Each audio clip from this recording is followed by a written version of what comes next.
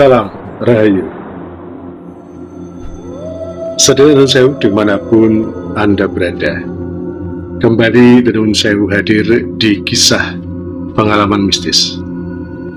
Dan kali ini akan menceritakan tentang kisah pengalaman mistis yang pernah dialami oleh Pak Bagir yang berasal dari Purwodadi.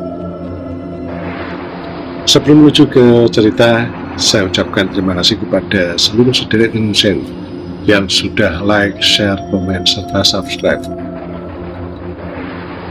tayangan-tayangan dari Tenun Sewu. Terima kasih banyak. Saudara Sewu dimanapun Anda berada, kali ini kisah pengalaman mistis akan menceritakan tentang kejadian yang pernah dialami oleh Pak Bagir yang berasal dari Purwodadi. Dan kala itu Pak Bagir mendapat pekerjaan di suatu pabrik yang berada di Semarang. Di sini Pak Bagir saat itu kos di salah satu daerah yang tidak jauh dari tempat Pak Bagir bekerja.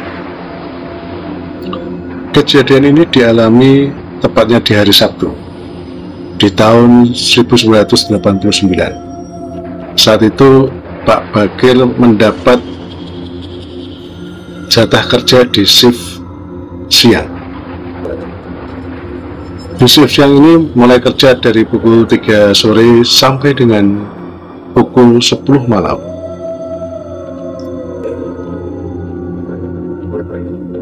Tiba saat dimana Pak Bagir pulang kerja setelah membuat laporan, kemudian Pak Bagir mengantri untuk absen. Saat itu absennya masih memakai kartu ya, mungkin orang bilang jeglokan kalau bahasa Jawanya seperti itu. Jadinya memang masukkan kartu di dalam satu mesin pencatat itu, dan ini di sini harus antri karena memang di pabrik ini karyawannya banyak sekali, dan ini juga bersebelahan dengan satu pabrik juga. Dan ini untuk masuk ke kawasan dua pabrik ini masuknya dari satu gerbang. Jadinya di sini pada waktu pulang atau pada waktu masuk kerja sangat ramai sekali dan harus antri untuk absen pulang atau absen masuk. Saat itu Pak Bagir disapa oleh salah satu teman kerja Pak Bagir. "Gir, kamu mau langsung pulang nih?" "Udahlah, jangan pulang dulu, kita nongkrong dulu lah di warung kopi seperti biasa," kata temannya. Saat itu Pak Bagir menjawab, "Enggak saya langsung pulang ke kos saja karena badanku ini kayaknya kurang fit," kata Pak Bagir saat itu, sambil berjalan menuju ke tempat parkiran. Setelah menstarter motornya, Pak Bagir melanjutkan perjalanan untuk pulang ke kosnya. Sebelum pulang ke kosnya, Pak Bagir mampir dulu ke warung untuk membeli sebungkus rokok dan jajanan kecil atau snack, karena memang kebiasaan Pak Bagir pulang dari kerja yaitu mendengarkan radio dan ditemani oleh beberapa makanan kecil. Setelah membeli rokok dan makanan kecil ini, Pak Bagir melanjutkan perjalanannya pulang ke kos. Saat itu memang tempat kos Pak Bagir ini, daerah ini adalah daerah di mana masih banyak ditemui pohon-pohon besar seperti pohon rambutan, pohon mangga, dan juga pohon randu. Dalam perjalanan pulang, Pak Bagir tiba-tiba mendengar suara gamelan dari kejauhan. Tidak lama kemudian Pak Bagir mulai mencari arah suara dari gamelan tersebut. Dan di situ Pak Bagir mulai melihat banyak kerumunan orang yang ada di lokasi tersebut. "Wah, ternyata wayang kulit, ini dugaan saya," kata Pak Bagir dalam hati. Setelah mencari tempat parkir yang pas, Pak Bagir mulai memarkirkan motornya. Dan di tempat itu Pak Bagir sudah bisa melihat panggung pageran dari wayang kulit ini. Dan Pak Bagir di sini tidak usah turun dari motor kemudian mendekat ke panggung pagelaran. Di sini Pak Bakir hanya duduk di motornya saja. Pak Bakir sudah bisa melihat pagelaran tersebut. Setelah duduk di atas motornya, Pak Bakir mulai merogoh kantong sakunya untuk mengambil rokok, dan dilanjutkan dengan menghisap rokok tersebut. Pada saat Pak Bakir melihat pagelaran ini, Pak Bakir dikagetkan oleh suara sapaan dari seorang wanita. "Mas, sendiri ya?" kata wanita itu. Saat itu Pak Bakir kaget. "Iya Pak, saya sendiri," jawab Pak Bakir. "Oh sendiri ya, mesti masih jomblo ya Mas ya?" kata wanita ini. Saat itu Pak Bakir tersipu malu. "Iya Mbak, saya jomblo Mbak," jawab Pak Bakir. Nah, di sini wanita ini tidak sendirian. Wanita ini bersama dengan temannya. Jadi di sini ada dua orang wanita yang berjalan terus kemudian menyapa Pak Bakir saat itu. Sambil berlalu, wanita ini tersenyum pada Pak Bakir terus kemudian berlalu begitu saja. Di sini Pak Bakir melihat kedua wanita yang menyapa tadi sambil bergumam dalam hati, "Ternyata di sini tuh ceweknya cakep-cakep ya. Mungkin kalau aku suruh milih salah satu, saya bingung. Karena yang saya lihat, dua cewek ini cantik-cantik semua," kata Pak Bakir dalam hati. Setelah melihat kedua wanita itu terus kemudian menghilang di dalam kerumunan, Pak Bakir melanjutkan lagi untuk menonton pertunjukan wayang kulit malam itu.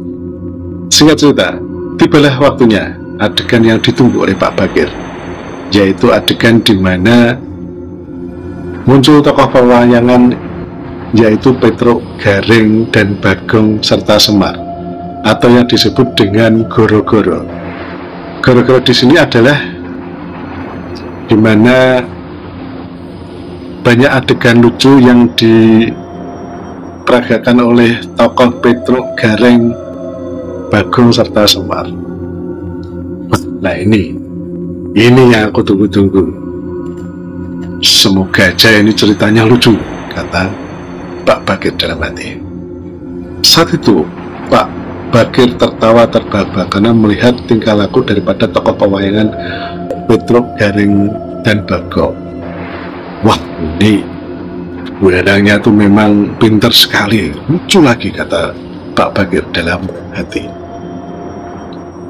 Sambil menikmati jajanan yang tadi dibeli di warung, Pak Bakir mulai senang dan berkata dalam hati, "Ini dananya bagus nih, aku harus nonton sampai habis nih acaranya," gumam Pak Bakir dalam hati.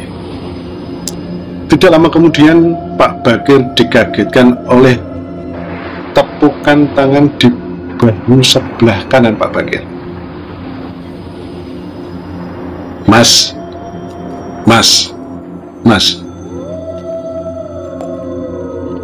Kemudian Pak Bakir kaget. Kemudian secara refleks Pak Bakir menengok sebelah kanan. Di depan pandangan Pak Bakir berdiri seorang bapak-bapak sekitar umur 65 tahun. Beliau memakai peci, memakai baju koko serta memakai sarung, dan di tangan kanannya menggenggam sebuah senter. "Mas kok tertawa terbahak-bahak? Emang ada apa toh Mas?" kata bapak-bapak itu sambil tersenyum. Ini Pak, saya lagi nonton pertunjukan wayang kulit, kebetulan ini pas guru-guru Pak." "Oh gitu Mas," kata bapak-bapak itu.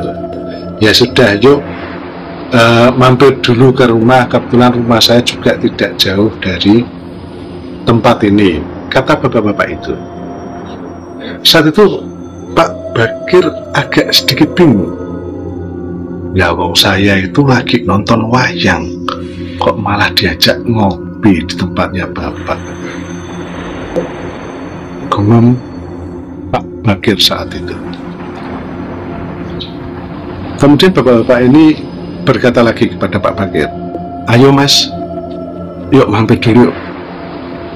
Nanti tak jelasin, nanti tak ceritain. Nanti kalau sudah saya ceritain, nanti mas lihat lagi wayangnya. Karena di sini saya kebetulan adalah ketua RT di daerah sini, kata bapak-bapak itu.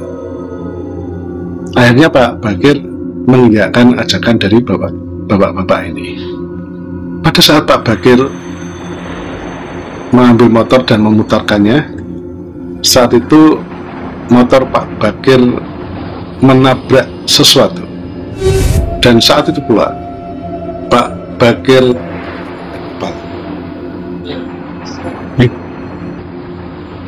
ini motorku nabrak apa sih? Astagfirullah, astagfirullah, kata Pak Bakir. Pak, ini saya di mana toh Pak? Kata Pak Bakir. Ayo mas, yuk nanti saya ceritain di rumah. Yuk tak bantu yuk untuk ngeluarin motornya mas, untuk menuju keluar dari sini, kata bapak-bapak itu. Kemudian Pak Bakir refleks melihat di mana tadi ada pagelaran wayang kulit itu. Dan saat itu Pak Bakir juga sangat kaget sekali. Yang dilihat Pak Bakir saat itu berbeda dengan apa yang Pak Bakir lihat tadi. Saat itu Pak Bakir melihat hanya 2 pohon besar yang berada di tengah pemakaman umum. Pak Bakir kaget bukan kepala. Astagfirullah, saya ini di tengah kuburan atau ternyata, kata Pak Bakir saat itu. Setelah dibantu oleh bapak-bapak ini untuk mengeluarkan motor Pak Bakir, dan kemudian dipandu oleh senter daripada bapak ini, Pak Bakir berhasil keluar dari lokasi pemakaman. Tidak lama kemudian sampailah di rumah Bapak Ketua RT ini. Setelah memarkirkan motornya, Pak Bakir dipersilahkan masuk oleh bapak-bapak ini. Ayo mas, masuk dulu mas. Setelah membuka pintu rumah, terus kemudian mempersilahkan Pak Bakir masuk, bapak-bapak ini kemudian menyuruh istrinya untuk membikinkan secangkir kopi buat Pak Bakir. Bu, minta tolong bikinkan kopi bu, ini kok ada tamu. Oh iya Pak, kata istrinya saat itu. Selama kemudian istri dari bapak-bapak ini keluar, terus kemudian memberikan secangkir kopi tepat di depan Pak Bakir. Dan di sini sang istri langsung duduk di sebelah bapak-bapak ini, atau bisa dikatakan di sebelah suaminya. Dan bapak-bapak itu